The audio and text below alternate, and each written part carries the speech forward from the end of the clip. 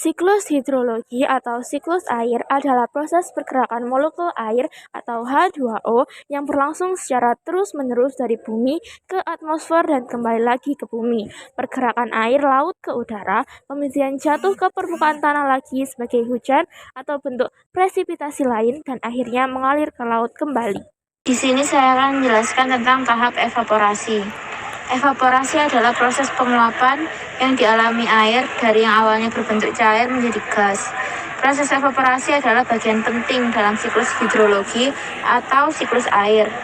Karena di sini air yang ada di laut, rawa, sungai, dan lainnya menguap karena adanya pemanasan dari sinar matahari, sehingga diubah menjadi uap air atau gas sehingga bisa naik ke atmosfer. Contoh dari evaporasi adalah genangan air di tanah yang menyusut dan menghilang karena sinar matahari. 2. Uap yang dihasilkan dari air panas yang dituangkan dalam cangkir. Dan terakhir adalah embun pada tutup kaca pada saat kita memasak air. Setelah proses evaporasi, kemudian selanjutnya adalah proses kondensasi. Kondensasi adalah proses di mana berubahnya uap air di atmosfer menjadi partikel es yang sangat kecil di suhu yang rendah. Partikel es tersebut saling mendekat satu sama lain sehingga akan menggumpal sebagai awan. Sederhananya, kondensasi ialah proses pengembunan atau proses di mana perubahan wujud dari gas ke cair. Contohnya, ketika air panas dalam gelas yang ditutup dengan tutup gelas, lambat laun tutup gelas yang digunakan akan mengembun. Selanjutnya adalah proses presipitasi. Proses presipitasi adalah setiap produk dari kondensasi uap air di atmosfer. Ia terjadi ketika atmosfer menjadi jenuh dan air kemudian terkondensasi dan keluar dari larutan tersebut. Udara menjadi jenuh melalui dua proses, yaitu pendinginan atau penambahan uap air. Presipitasi terbentuk di awan pada saat uap air terkondensasi menjadi droplet atau tetesan air yang lebih besar. Saat droplet tersebut mencapai titik tertentu dan menjadi lebih berat, kemudian akan jatuh ke tanah. Jika awan tersebut berada di tempat yang lebih tinggi dan dingin, droplet akan berubah menjadi es.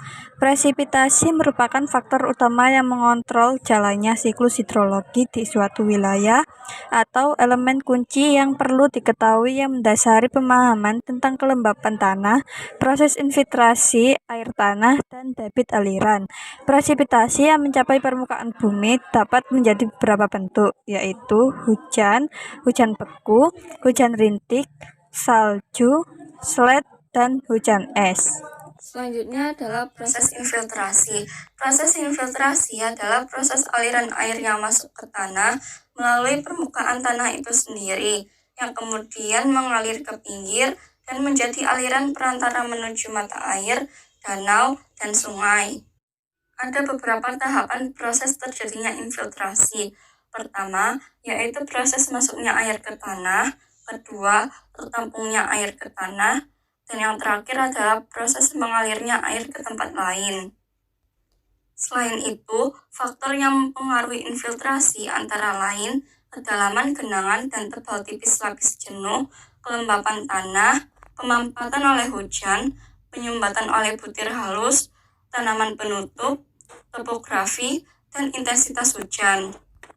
Meski terkesan sederhana, banyak sekali manfaat yang dihasilkan dari infiltrasi, yaitu mengurangi terjadinya erosi tanah, mengurangi terjadinya bencana alam, menyediakan air untuk evaporasi, serta menyediakan aliran sungai pada musim kemarau. Di sini saya akan membahas transpirasi. Transpirasi adalah penguapan atau hilangnya uap air dari permukaan tumbuhan. Pada proses ini, tumbuhan mengeluarkan uap H2O dan CO2 pada siang hari yang panas. Transpirasi berlangsung melalui pori-pori daun yang berhubungan dengan udara luar. Faktor yang memengaruhi transpirasi antara lain bentuk fisik daun, sinar matahari, temperatur udara, kelembapan udara, angin, dan keadaan air tanah.